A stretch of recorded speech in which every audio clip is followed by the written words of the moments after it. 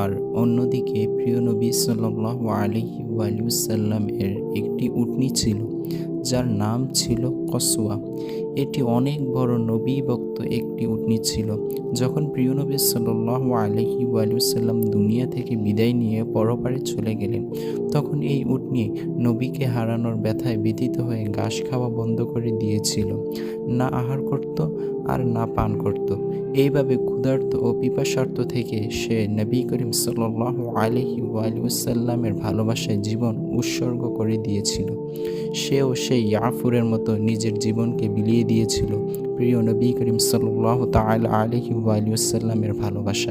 এই চতুষ্পদ জন্তুগুলোর মধ্যেও কি পরিমাণ নবীর প্রতি ভালোবাসা ছিল, যার কারণে তারা তাদের প্রেমাস্পদ নবীকে হারিয়ে তার বিচ্ছেদের বেদনায় তারা নিজের জীবন দিয়ে দিয়েছিল।